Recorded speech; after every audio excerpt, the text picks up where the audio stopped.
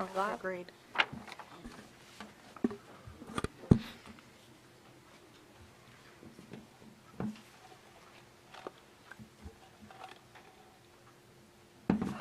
All right, it is 6 o'clock. Good evening, everyone. Thank you for attending the November Planning Board session. We are going to go ahead and start off our meeting tonight with the Pledge of Allegiance. So if you'll please stand and face the flag. Mr. Little, will you lead us in our Pledge of Allegiance? I pledge allegiance to the flag of the United States of America and to the republic for which it stands, one nation, under God, indivisible, with liberty and justice for all.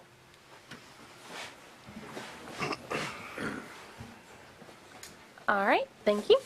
All right, next up on our agenda is approval of the minutes from the October 15th Planning Board meeting. Make a motion to approve. Second. Motion has been made by Ms. Holmes and seconded by Mr. Little. All those in favor say aye. Aye. All opposed? All right, motion passes. Thank you. Next up on the agenda is for January, so if y'all might need to look at your calendar for a second.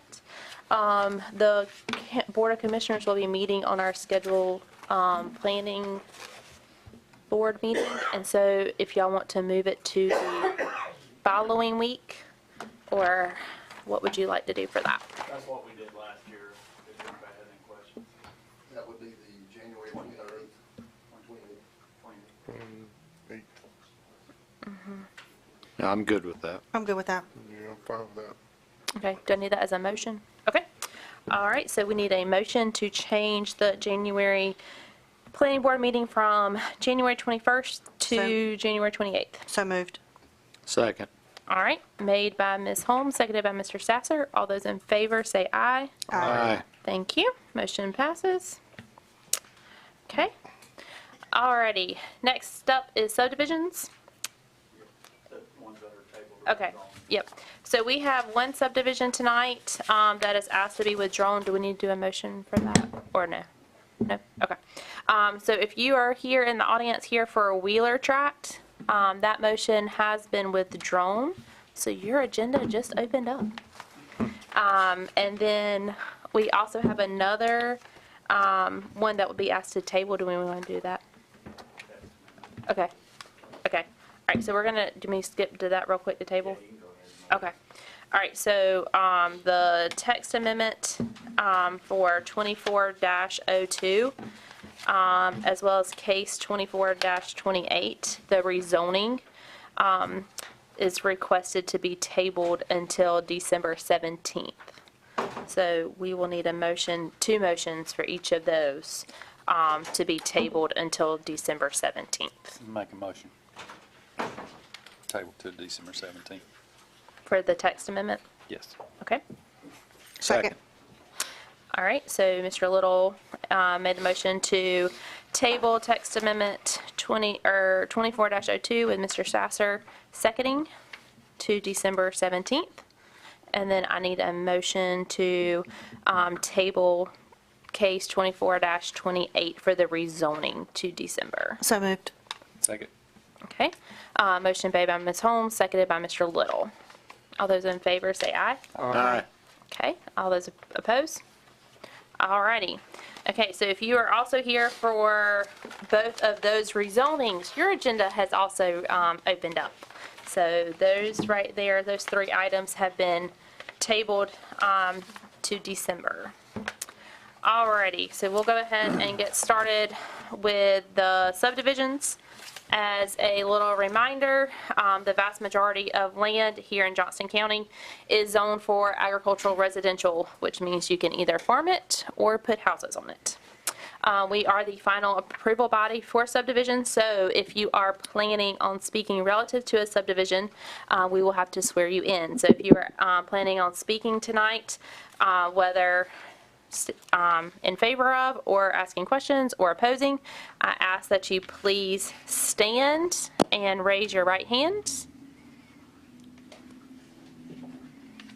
All right. Do you affirm that the information you're about to provide is the truth, the whole truth, and nothing but the truth, and this is your solemn affirmation? I do. All righty. Thank you. All right. We'll go ahead and start our meeting off with Hammer Tract. Yes, ma'am. This was tabled from last month due to questions about the pond. It's Hammer Tract is owner and developers 242 Land LLC, surveyors Dalton Engineering and Associates. Location that is NC Highway 242 South, just south of Ashley Road in the Banner Township. It's served by Banner Fire and Benson Rescue. It's 22.34 acres, 20 lots proposed.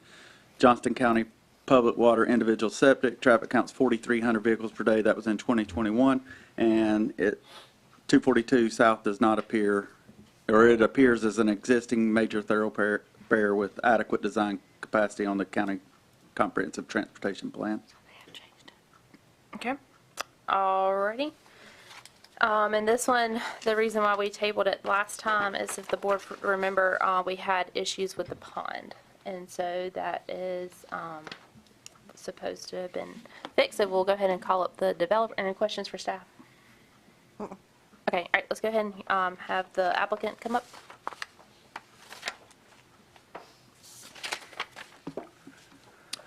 Ms. Chairman, members of the board, good evening. My name is Jonathan Barnes. I'm employed at Dalton Engineering and Associates. We're located at 446 East Main Street, Clayton, North Carolina. Our office is assisting the owner-developer of the proposed project with the subdivision application. Some things that we did hit on last month is the proposed street. Well, it's proposed to be designed to NCDOT standards so that it can ultimately be petitioned into their maintenance system when occupancy allows. We are showing a mailbox kiosk within the subdivision. And we're showing 20, at this point in time, 20 lots. I know the pond did come into discussion last month. Since that point in time, the rendering or the preliminary plan that shows on the screen that has been revised from last month. That is what we're showing now is the surveyor's location of the pond, and just to clarify. The pond is located entirely on the property to the west, to the northwest, on that, on the adjacent property. The hatched area around the perimeter of the pond, that is a 50-foot riparian buffer. And that does, it does extend onto the back of some of the lots, but however, the pond itself is located on adjacent property. Anyway, here tonight to help answer any questions that I can. All right, thank you. Any questions?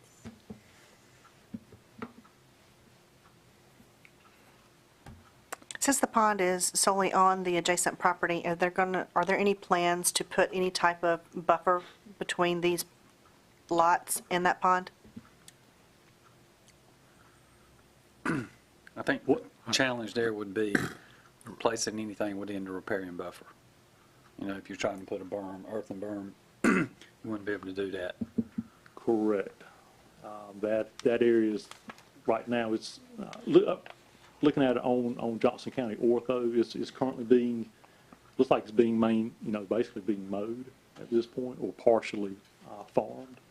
So I would imagine that, the portion, if the project's approved, the portion that's being farmed would probably be converted into somebody's backyard, grassed, where, be maintained by the homeowner. But I'm not aware of any type of permanent buffer Okay. that can be placed within the riparian buffer.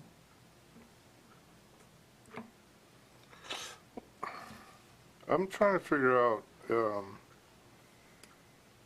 the adjacent landowner owns this pond, but he's not going to be able to get in there and maintain along the back property line.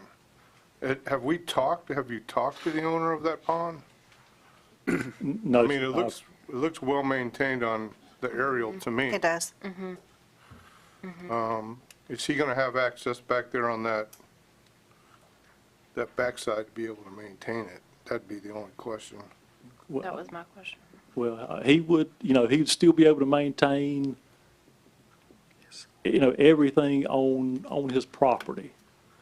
Well, it looks like that survey line comes right to the edge of the water to me. It's, Yeah. it's, up behind lot 19 and, lot 19 in particular. I mean, it gets close. But however, again, the surveyor is calling out that, the pond, the water is entirely on Right. the adjacent, it's located on that adjacent property. And I will say, we discussed this last time, and the property line, and maybe our attorney can clear this up. I have a problem with trying to move property lines that have been established. Lot lines are different, but, what if it ran right through the middle of the pond? So, I mean, where's the recourse? We're not going, I don't think we should be able to move the property line. That's my opinion. Right. So, I don't know where we have any say, let me put it that way, not unless it's a property line that's in conflict. But that's just me. Yeah. Well, at this point, it would be up to the homeowner to maintain that up to the water's edge Correct. without disturbing any of the, Yeah, if I maintained it, I think I'd be able to have access to it if I'm gonna maintain it. And that owner's not gonna let anybody have access to it, I'm pretty sure. Yeah, that was the reason why I was asking the initial question. Because you've got, 4 potentially. Well, 4 lots Did you that talk butt right to up the to it. owner? I just, Okay, so, so the lots that are close to the pond, no one in the subdivision would have legal access to that body of water. Unless they were to go and talk to the adjacent landowner. But what's being proposed, we're not showing any type of access, to that body of water. all right, I guess I'm gonna just let them work it out themselves. yeah. Any other questions? All right. Hang tight in Okay. case we do. Okay, thank you. All right, thank you. All right, anybody else to speak on opposed or have questions regarding the Hammer track? Okay, you can come on up.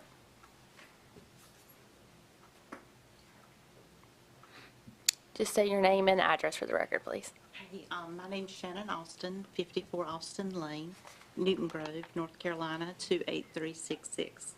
My family owns the adjacent property, and we're happy to have the subdivision coming. We are concerned about liability on the pond. We definitely don't want to take anything that's not ours, but we do want to make sure it's maintained. Whatever we need to do to make sure it's maintained, and anything that we can do to steer off any potential conflict in the future, because we just want it maintained. Any questions?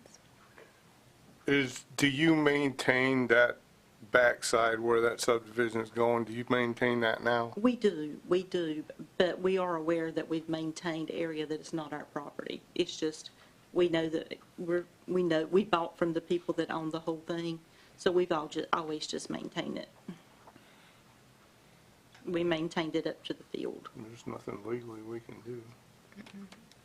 We're hoping that the developer and the adjacent homeowner work things out. Okay. I do have a question about liability, and I know you said that they wouldn't have access to the pond, any of the land. Legally, would we be responsible if somebody were to get hurt and there's no barrier there? Can we put a barrier? I'm not sure. I know that the land line may not be sufficient for a barrier, but that is my concern if somebody were to accidentally get in the pond, it would be a liability for us. If somebody stopped on the side of the road and jumped in your pond, it'd be the same liability, I Sure. believe. Yes, sir. I'm not, I'll just make sure there's no posted or trespassing signs. Okay. And then I don't know if the attorney might want to add any other. We wouldn't be in a or- position to provide legal advice on That's, yeah, yeah. Okay. Yeah. All right, we appreciate your consideration on that. Thank you. Thank you. All right, any other questions? All right, bring it back to staff. Staff recommendations, preliminary approval, subject to the conditions and requirements in the staff report. Make a motion to approve. Second. Motion has been made and seconded to approve. All those in favor? Aye. All right. All opposed? All right, motion passes. Thank you. All right, next up on the agenda is the Lowless subdivision. Yes, ma'am. Owners Lola's LLC, developers Mattamy Homes, surveyor engineers John Eakins from McKim and Creed. Its location is 3307 Little Creek Church Road in the Clayton Township, served by Claytex Fire District and Clayton Rescue. 67.66 acres, 48 lots proposed. Little Creek Water District, individual septic tanks. Traffic counts not available. This portion of Little Creek Church Road does not appear on the comprehensive transportation plan as needing improvement. This parcel is within the environmentally sensitive area, however, no floodplain appears on the parcel. Okay.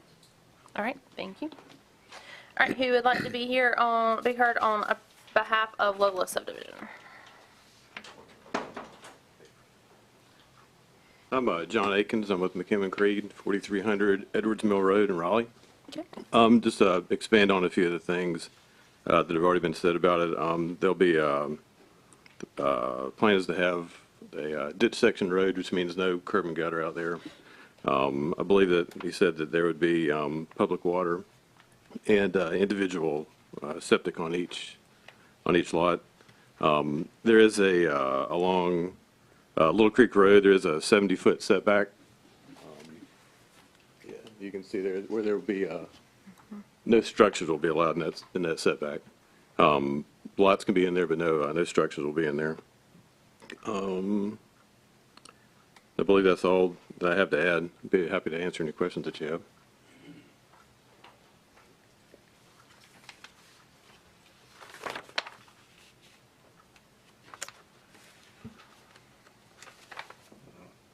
I didn't see where there was a voluntary, I see that there is a voluntary ag district on the map, but I don't think it was on the plot that it was noted.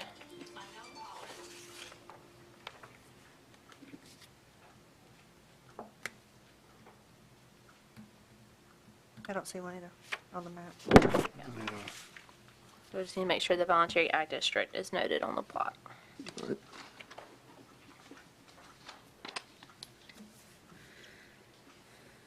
Any other questions or concerns?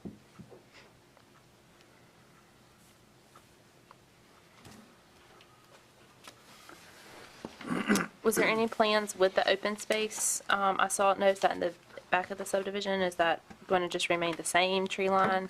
Yeah, there is some open space proposed along the western property boundary. It would, I mean, obviously the stream buffer would remain undisturbed, but that's not counted as part of the open space.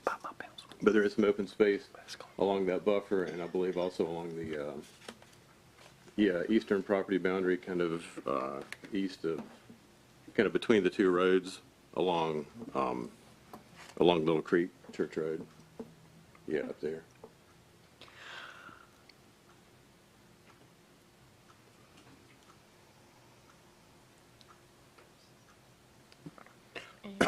Any other questions? All right, just hang tight in case some come up. All right. All right, anyone here for questions or opposed for Lola subdivision? Okay, you can come on up to the mic and state your name and address. So I understand these have We just need your name and address for the record, sorry. excuse me, J.W. Langham. I'm at 73 Ravenhill Court. So these properties have septic systems in, is that?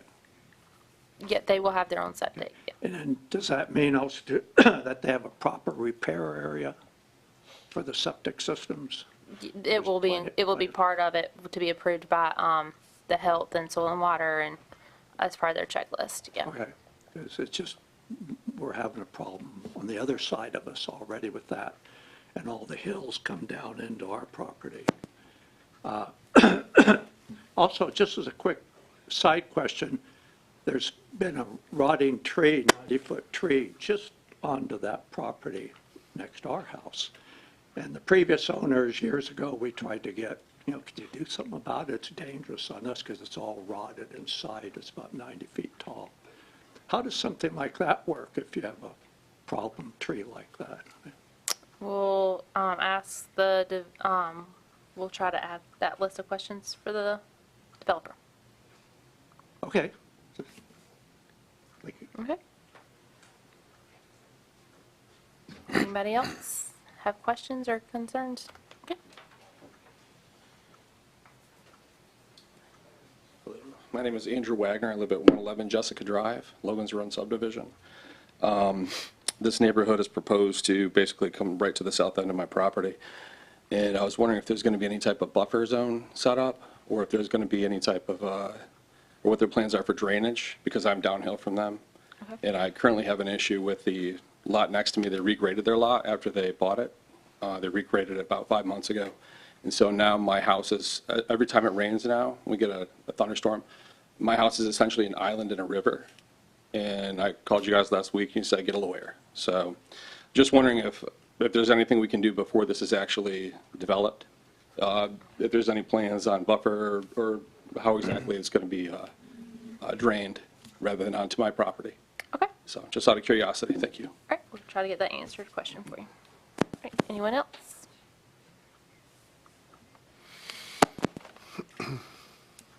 Evening. My name's Rick Shanks. I live at 3323 Little Creek Church Road, right next door on the northern end of the property. And I retired from the Army and retired from Amtrak and moved into the area.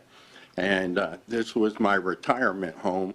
Of course, I would have never picked that specific spot if I knew a big housing development was moving in next door. The amount of traffic, as you all know, it's tremendously increased since I came down in 18, the first visit.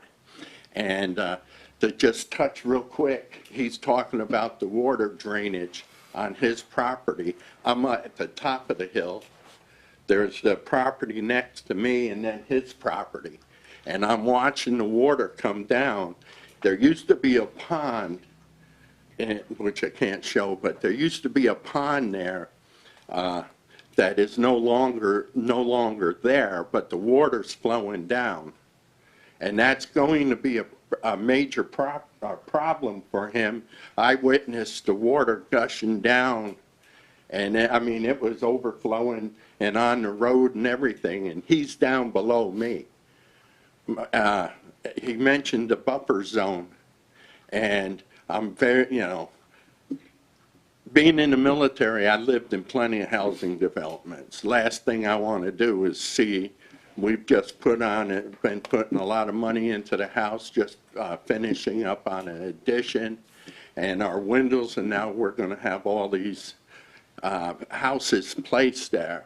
And I'm just hoping and recommending that with all the growth that's coming to Johnston County, that you try to maintain some of that rural look outside of the major housing areas and try to keep that atmosphere, because that's what draws a lot of us here. But of course, I'm realistic. I understand that, there's certain things you can't stop, but and I don't know what Johnson County has as far as, maintaining, okay, we want to maintain this rural look, and we have a minimum size lots, because every time another development comes in, they're going to want to make it smaller and smaller. And I just fear that you're going to lose what's bringing people in, And we came down to assimilate into the community, not be friction for you. And we're curious about if there could be a buffer zone put in. Definitely going to have to address that drainage on the northern end, because the more people are putting in, I put a big pool in, the more you put pools and patios and everything, that water's going somewhere. And right now, I know it's coming down towards his house. And I didn't even think of that until he just happened to mention it. I haven't spoken to him. I'd also like to see in the front, along the roadway, if they can put up a berm and a fence, and just to kind of, right now, if you look, you come down and then all of a sudden you're into what used to be a big farm. And if it somehow can kind of hide it a little bit. And the one other thing I'd like to address is this proposal. Originally, it was 38 houses. They managed to squeeze 48 into this one, which means realistically, you're probably looking at 2 cars per family, and that's 100 cars and without even counting kids in that are be trying to get on the Little Creek Church Road. And I'd like to see 1 entrance instead of 2 entrances, because that at least we have a hard enough time now because of the speed coming down. There's people, they're racing cars and coming down 75 miles an hour coming down. And today, inspector was at the house, tax inspector was looking at the property, and we had to warn him because they're flying down. And the other fear is there'll be 2 entrances, and they'll be able to get onto Little Creek Church Road quickly, but others are going to have problems getting into the traffic. And that's what I wanted to speak to you. And again, thank you very much for inviting us, and thank you. Thank you. All right. Anybody else for questions or opposed for Logos? All right, come on up. Good evening. My name is Michelle Love. I'm here with my husband, Tony. We live at 74 Trellis Court in Trent Woods. Okay. And I apologize for the broadness of my question. It's a very general question, but I just really am curious to know how it's going to affect our property. Like, we're basically sitting right in front of the farm that's there, the huge farm that I believe has already been purchased to facilitate this subdivision. Mm-hmm. So I just really am curious to know what that's going to look like. There are some homes that were built a couple years ago on Little Creek Church Road, and I know I'm probably coming from a different perspective, but even with the construction and everything, it brought a lot of rodents and everything to our home, and along with other problems. So just in general, I want to know, how is this going to affect us with construction going on, getting in and out of the subdivision to go to work and to wherever else we need to go to. I have the same sentiment as the gentleman before me. We moved here from Cary to get away from the busyness, and we appreciated the peace and quiet that a rural life brings. And to be honest with you, I'm not really happy with this change. I know it's coming, and I know we're trying to grow the area, but just really kind of want to know a little bit more information about what we're getting ready to encounter. Okay. All right, thank you. We'll try to get your questions answered. Okay, thank you. Anyone else?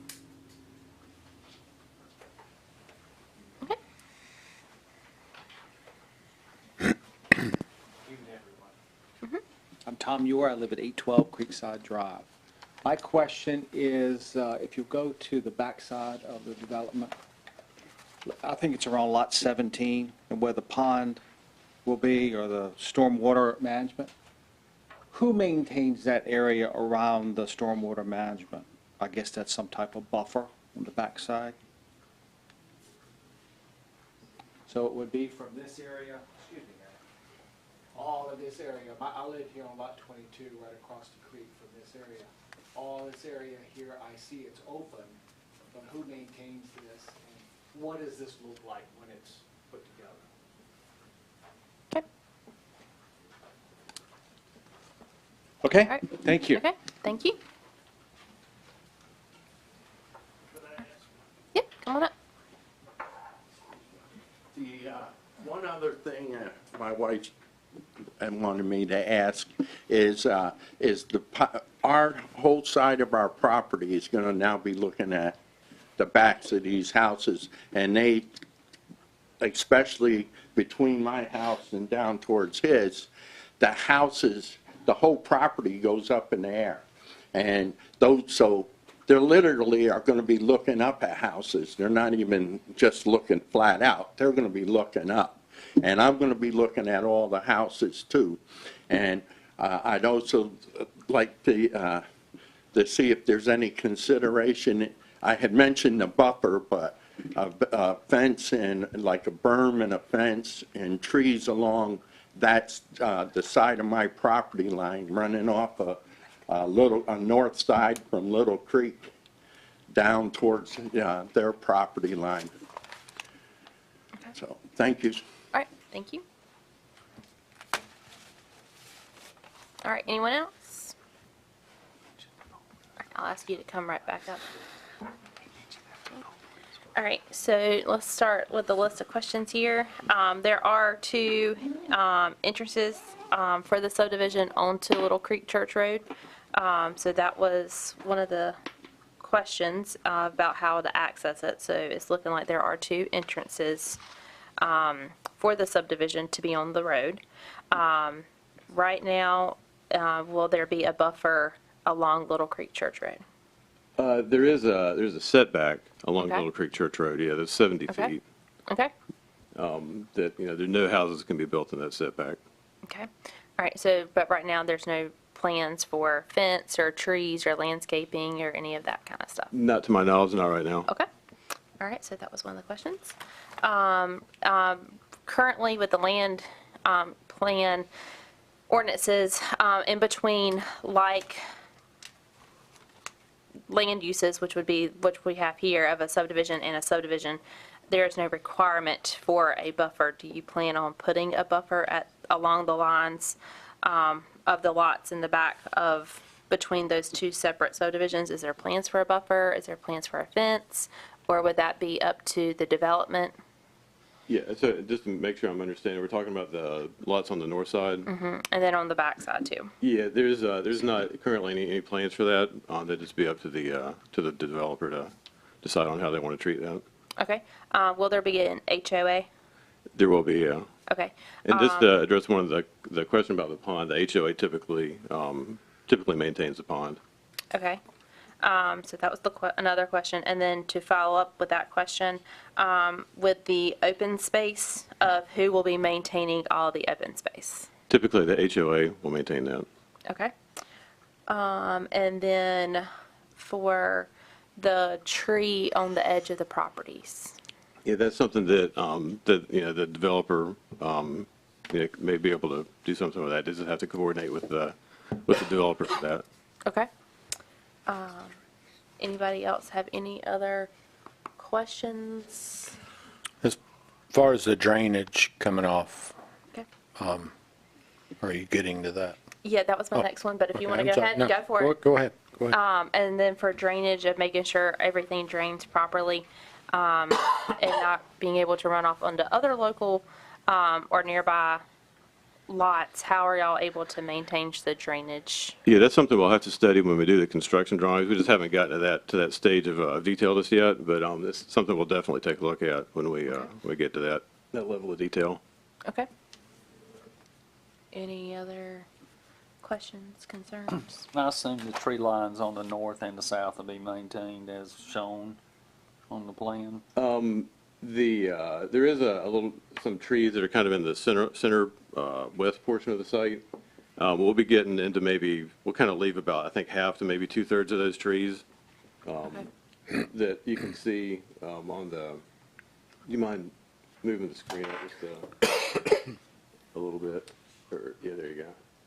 So that patch of trees that's kind of right where his cursor is there, well, about half of those will wind up remaining, roughly. I mean, somewhere in that neighborhood.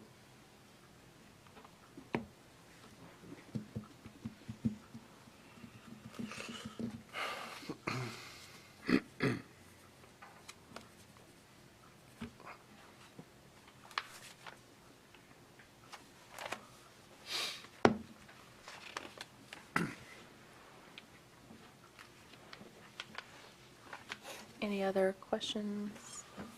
I think it's important to note what you said is, there is no current requirement Right. for a berm to be constructed between the like properties. And for the volunteer ag district to be added on the plat.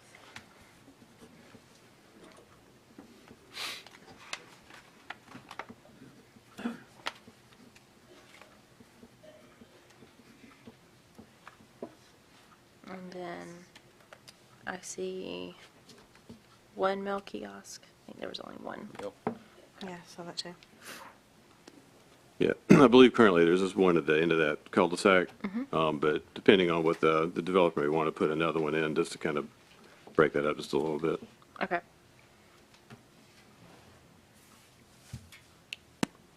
All right.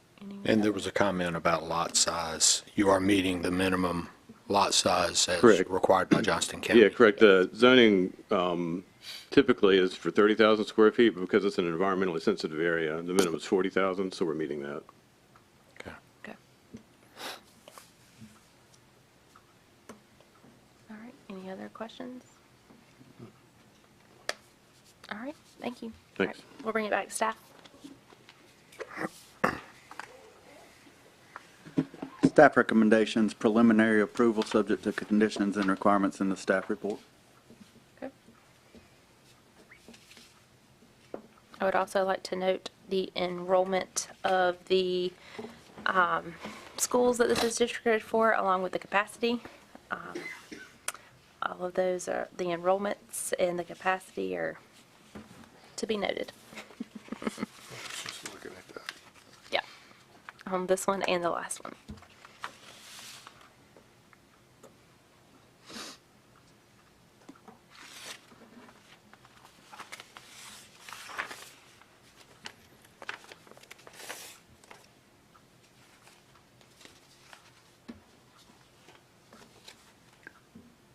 What's the pleasure of the group? Motion to approve. Second. All right, motion has been made by Mr. Sasser, seconded by Mr. Little. Any other discussion? All those in favor? Aye. All opposed? All right, motion passes. Thank you. All right, we'll head on into our rezonings. All right, 2016-04, and this is a public forum only, and so there will be no vote taken at this rezoning. That's correct. This is a special use case 1604 modification. It's for a modification to a existing electrical substation that was approved in 2016. The petition is to modify an existing SUP located at 4407 Bizzle Grove Church Road in the Boone Hill Township that is zoned agriculture residential special use district. Owner is Carolina Power and Light. Applicant is Tower Engineering Professionals representing Duke Energy. The special use request is to add communication tower as an allowed use to the existing special use permit. Served by Boone Hill Fire District, Princeton Rescue. Existing land uses agriculture residential special use and is used as an electrical substation facility. Surrounding surrounding uses zoned agricultural, residential, and used for those purposes. Also zoned I-2 Special Use District and as a solar farm. Traffic count for Bizzle Grove Church Road is 950 vehicles per day at the last count in 2022.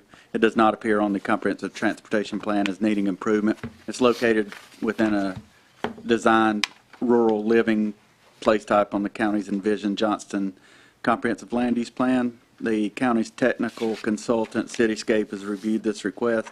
If approved, the construction of the tower will have to adhere to all federal, state, and local regulations pertaining to construction and maintenance of telecommunications facilities and towers. All right. Anybody here for questions, concerns? Come on up. Good evening. My name is Amy Kraut. I'm an attorney at Smith Anderson. I'm here on behalf of Duke Energy. My address is 150 Fayetteville Street, Raleigh, North Carolina. I submitted a PowerPoint today. Yep, there we go. And I just want to kind of provide a little bit of background. I have Aaron Cook with me as well from Duke to help answer any questions. He's our kind of telecoms expert.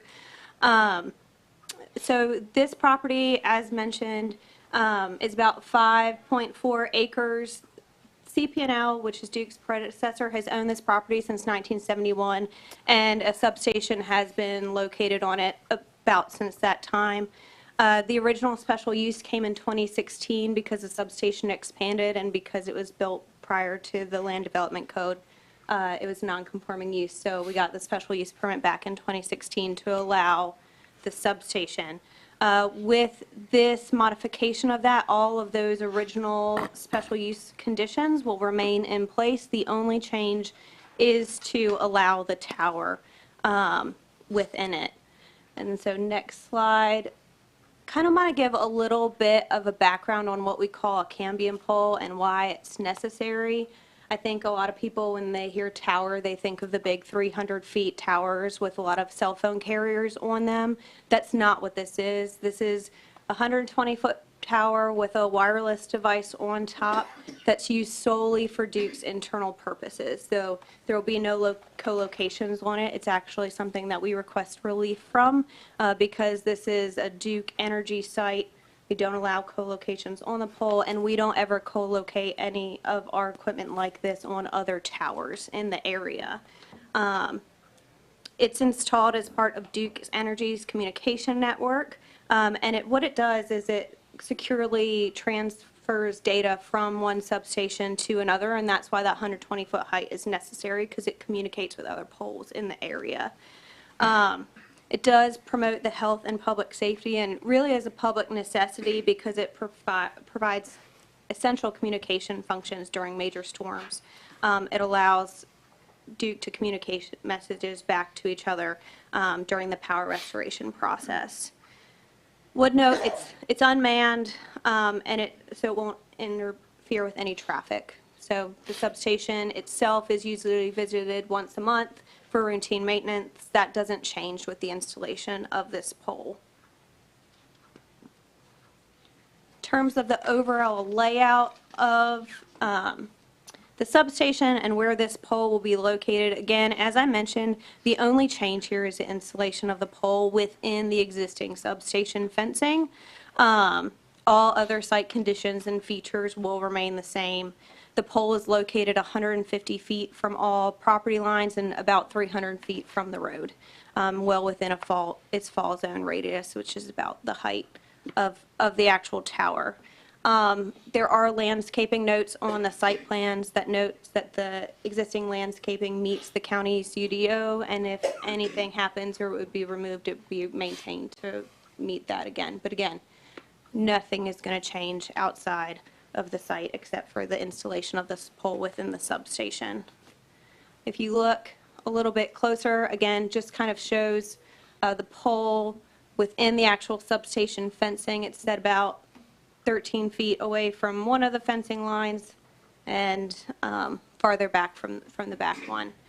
So, and the monopole design is really chosen as the least intrusive option. It's made out of galvanized steel and really conforms aesthetically to all the other equipment within the substation itself. So we're happy to answer any questions about this application. Otherwise, thank you. All right, does anyone have any questions? Okay, any members of the audience? All right, thank you. And then that one will be at the January, yes, for the county commissioner meeting. All right, moving on along to 24-27.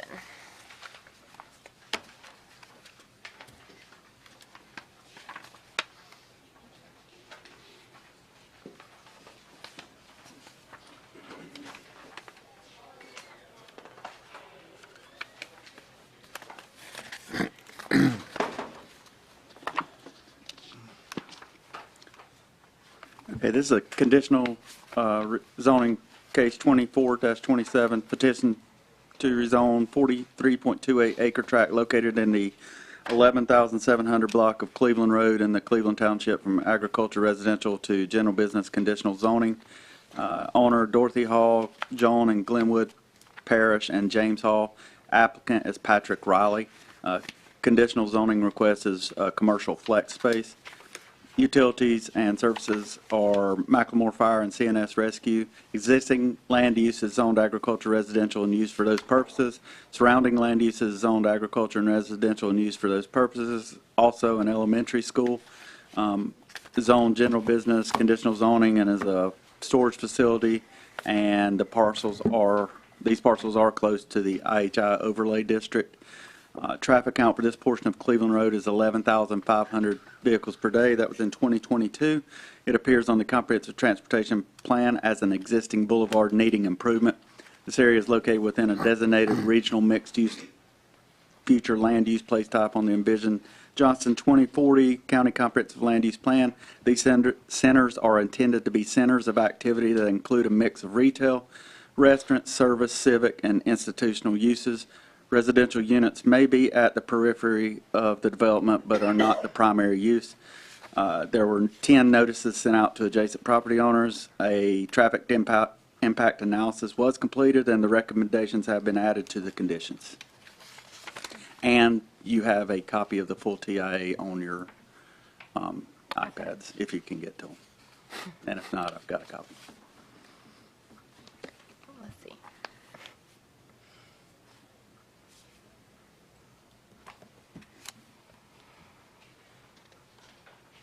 The summarization of the recommendations that need to be approved or need to be done are under 9 under the conditions.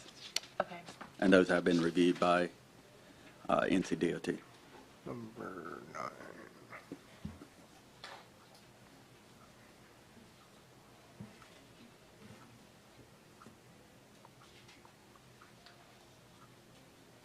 Okay.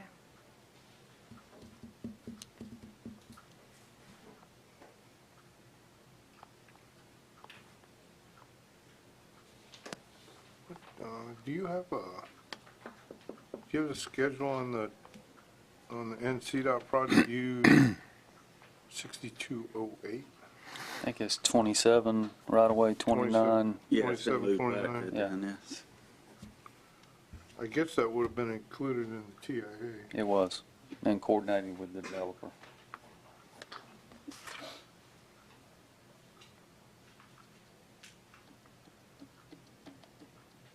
Did you say coordinated with the school? With the developer.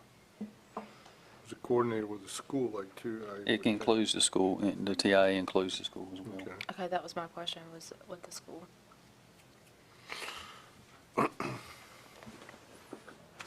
And just for everybody's, 6208 actually leaves that area and ties back into NC 42. Up there at Walmart. Correct. Yeah. And it was a condition of the interchange at I-40 when it was built by FHWA, Federal Highway Administration.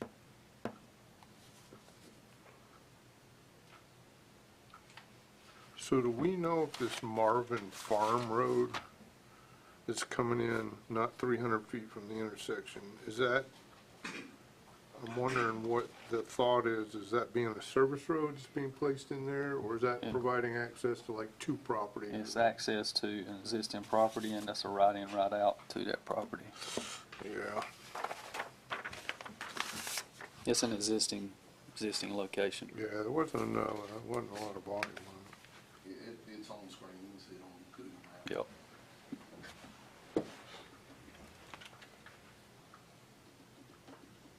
Okay.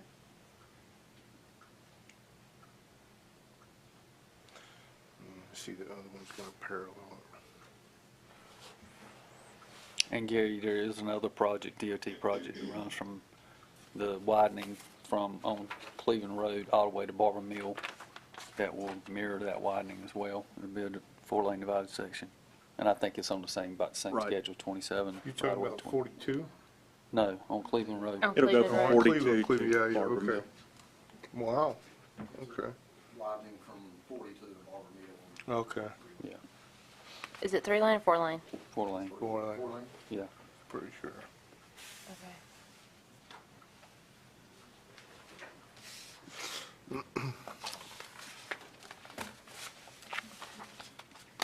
All right, we'll go ahead and hear from the applicant.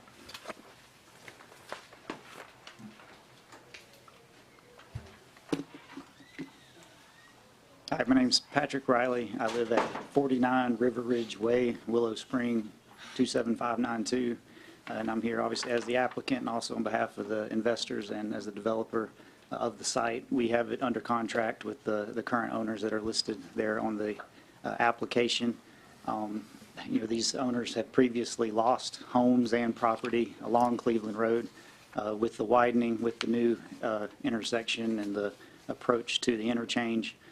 They were compensated by DOT, but it was a little bit of an involuntary process that time around.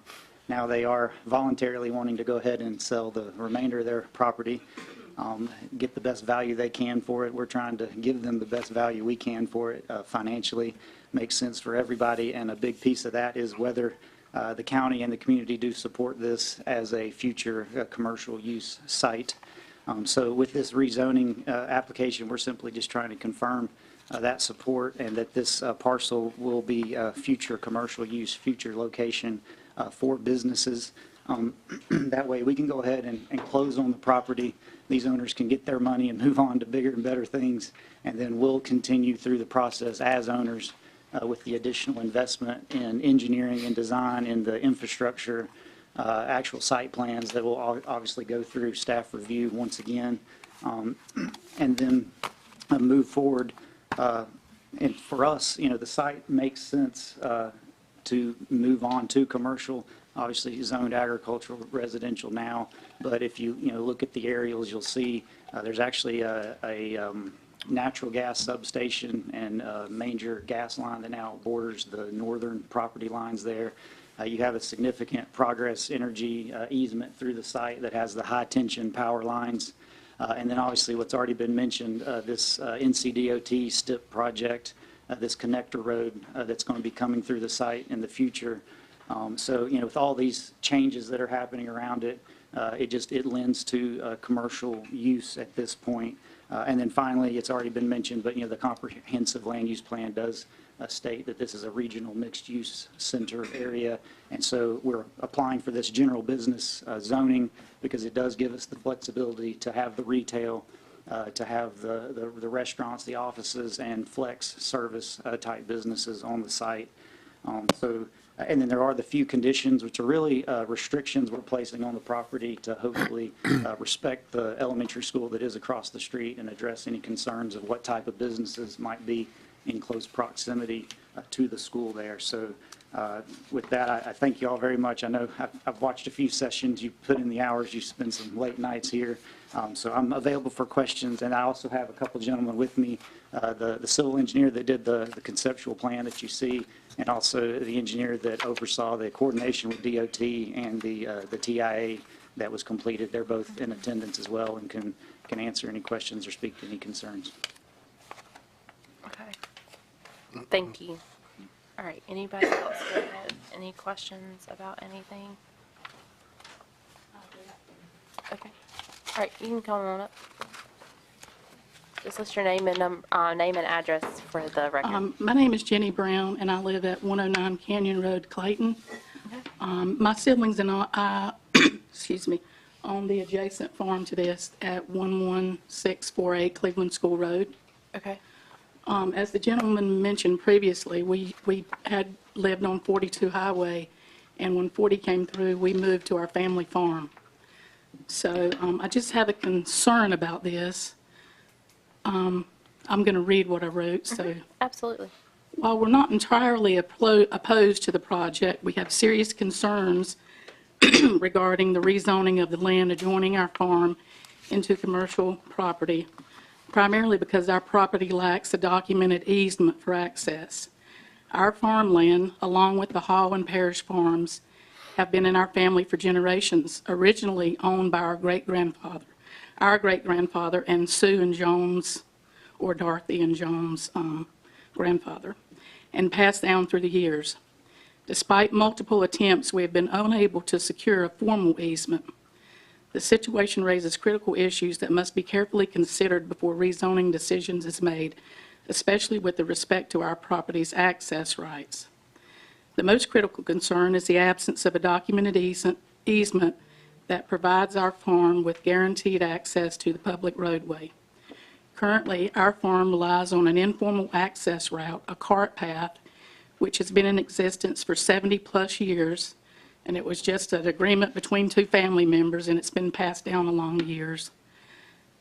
Across the adjoining land, which has historically been respected by the property owners, however, the absence of a legally recorded easement leaves our property vulnerable for being landlocked if the adjoining land is rezoned and developed for commercial purposes. If the proposed commercial development were to proceed without an established legal enforceable easement, it could result in the following adverse impacts on our farm. Loss of access. As it stands, our farm has no alternative means of ingress or egress except through the adjoining land. If this land is developed, there is significant risk that our access could be cut off or severely restricted, leaving our property isolated. This could affect not only our day-to-day operations, as several members of our family currently reside there full-time, but also emergency services, delivery of supplies, and the ability to transport goods to market, because we still kind of city farm a little bit. Diminution of property value. The uncertainty surrounding our farm's access could severely diminish its value. A property without reliable access is much less desirable, and prospective buyers or investors may be unwilling to purchase land with such an unresolved issue.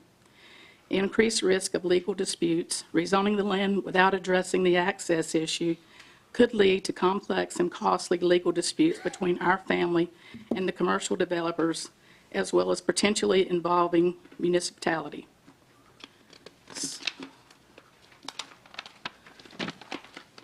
Such disputes could tie up resources and delay the development process, creating tension between neighbors and stakeholders.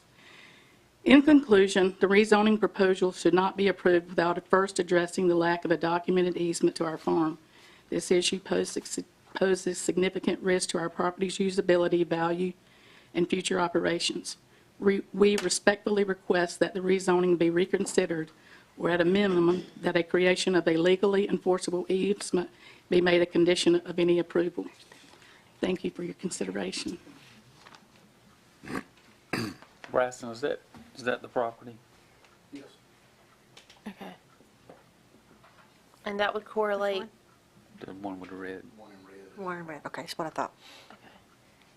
So that would not correlate with the Marvin Farm Pond? No, ma'am, it's the Johnston farm. Okay. Bring the property up again. Oh, I see it. Okay. Where does the path go now, the access easement? Right in front of Ebenezer Church. It's just a little cart path. Can you zoom in a So little like down the tree line? So it's right down the property line. We currently do not own it, but we do maintain it. Where that cursor is right now? Oh, okay. Okay. It's right here. Mm. Yeah, that long.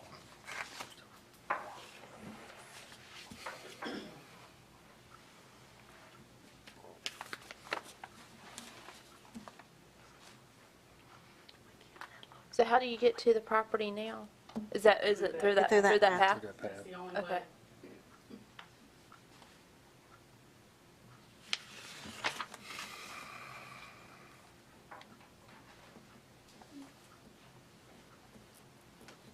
And there's a driveway and everything already established? Okay. Yeah, it butts up to ours. Originally, it was all family. If you'll just come on up to the mic, just so we have it in the minutes. Sorry. I'm sorry. Originally, it was all family, so it really wasn't an issue. And at some point, between Joan's mother and father and my father, who moved there when his parents passed away, there was a handwritten note, but we have been unable to locate that in all the All the years. things, okay. And so along the buffer, it would be able to, yeah, yeah, all along in here, yeah.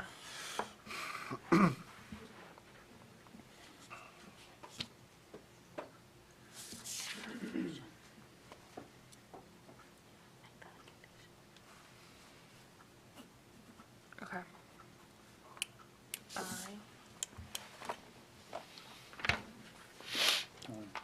Ask developer. We can ask the developer. Yeah. Can you address this, sir?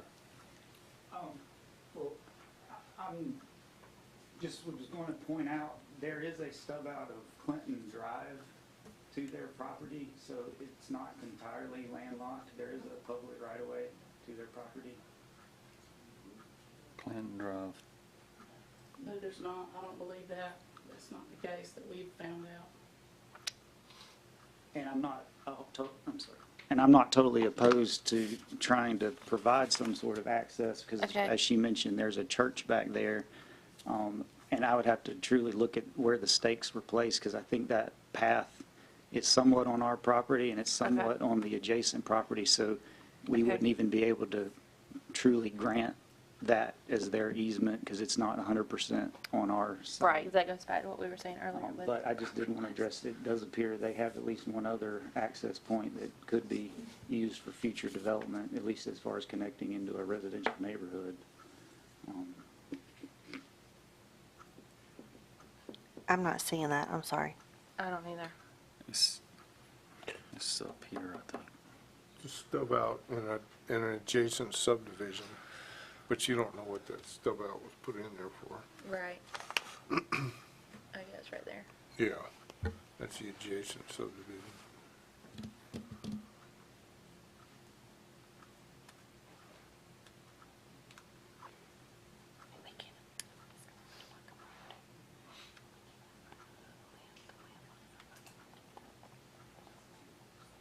So nothing. I'll have to ask Jennifer.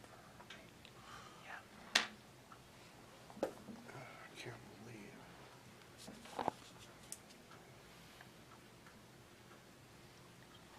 I feel like they would have had that stub out, would have had to have been in that property when that development went The in. original survey of the property would have shown some access point out to Right, a major roadway.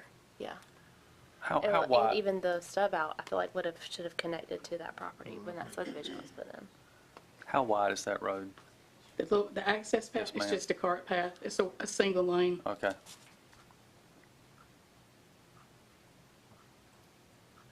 There's nothing on your old property survey that ever shows access points into that property from anywhere. No, sir. As I said, it was between family members, and as it's gotten passed down, we've inherited a little bit of a problem that I've tried to work out. And Okay.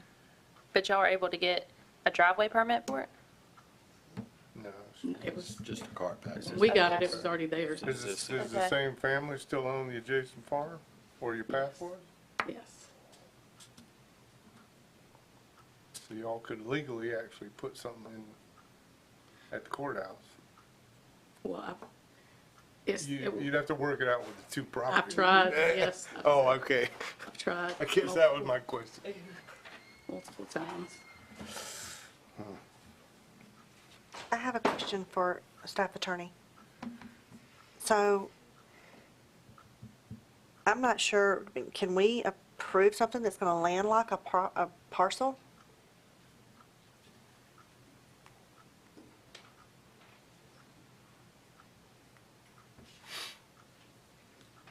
It would certainly leave us vulnerable in an emergency.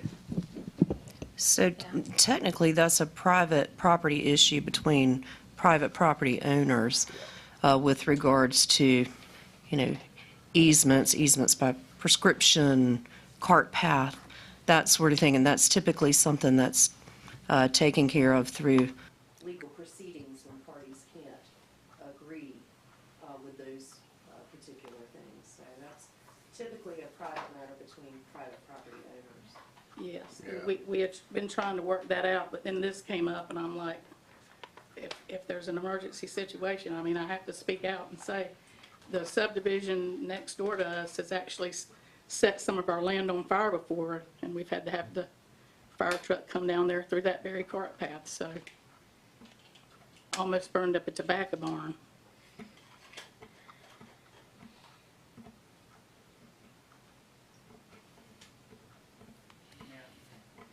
Yeah.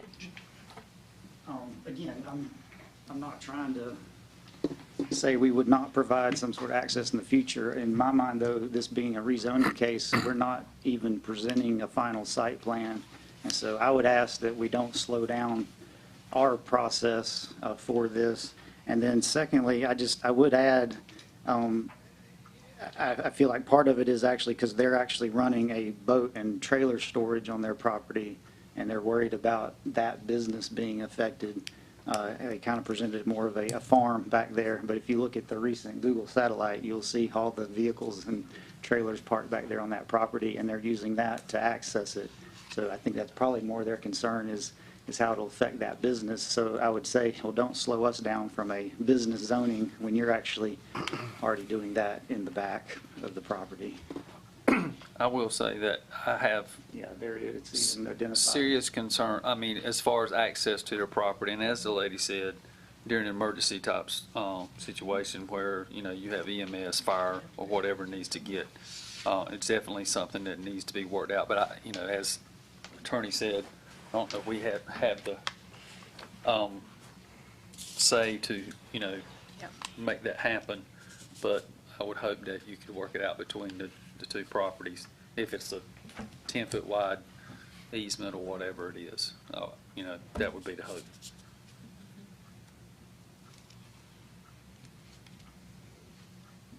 Any other questions for either party?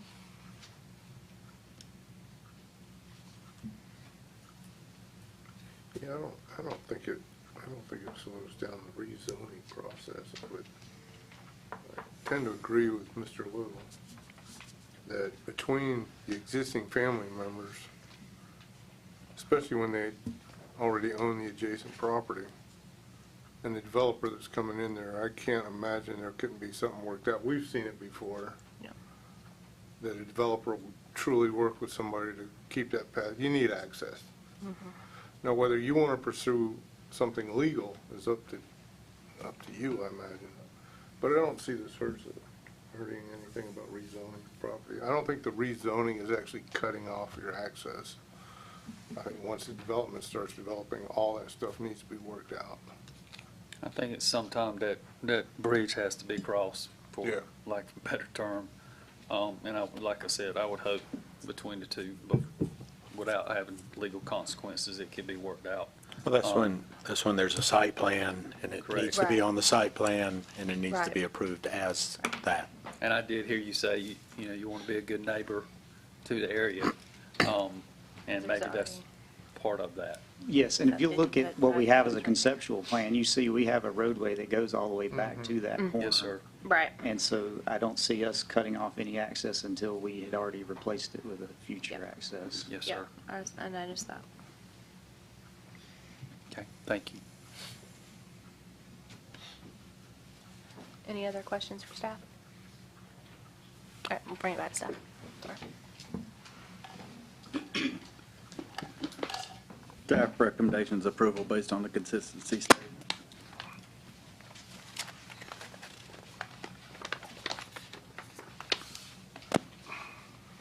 Make a motion for approval. I second.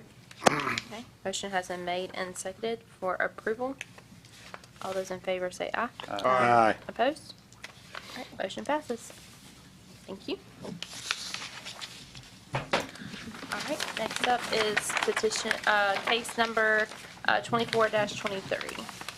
No, 31. Oh, 31, sorry, 31. It's petition to rezone .515 acre tract located at 2893 Cornwallis Road into Cleveland Township from agriculture residential to general business conditional zoning. The owner and applicant are Danny and Jeannie Lee. The conditional zoning request is for an insurance office served by Macklemore Fire and CNS Rescue. Its existing land use is zoned agriculture residential, and there is a vacant residence on the property.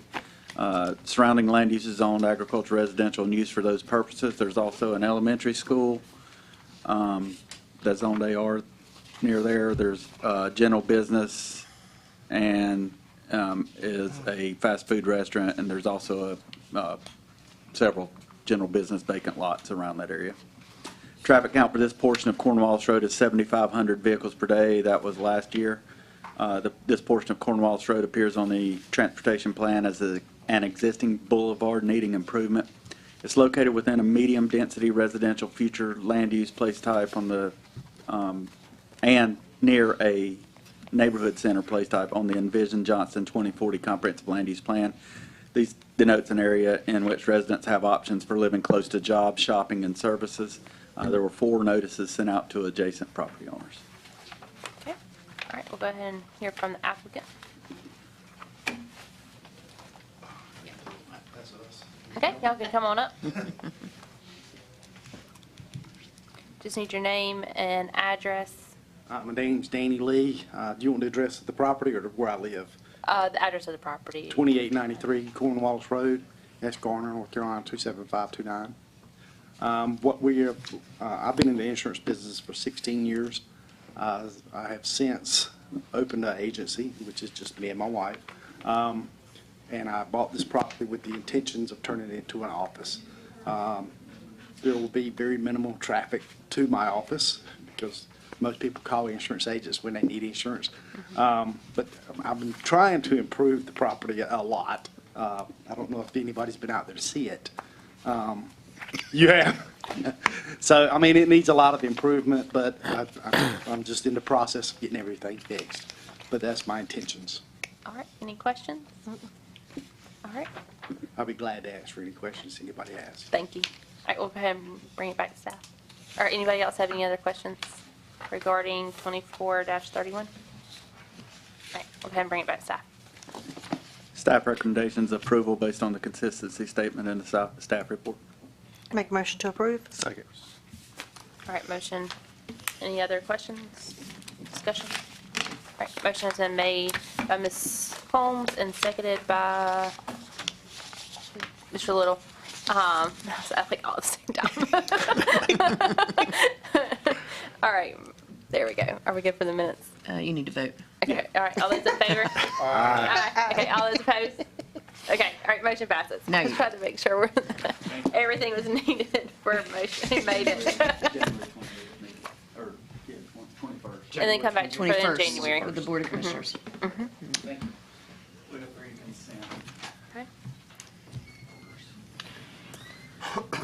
All righty.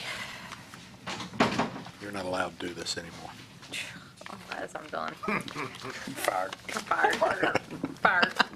All right. Promoted. Okay. All right, written decision denying Rainer Sands. I make a motion to proceed with the written decision. Second.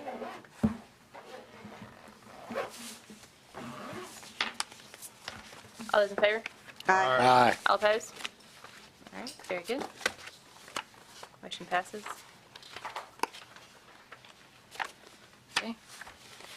All right, written decision approving major subdivision, Art West. I make a motion to proceed with the written decision. Okay, motion is made by Ms. Holmes, seconded by Mr. Gary. All those in favor, say aye. Aye. All opposed? All right, Motion passes.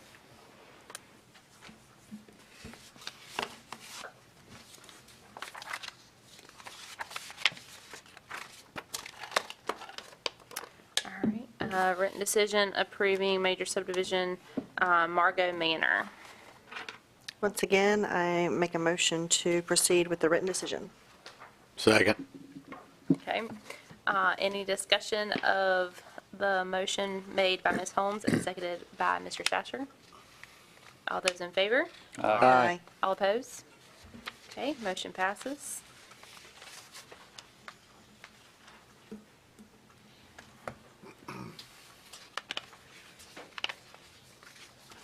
All right, any other business from the county? I make a motion to adjourn at 7:18 then.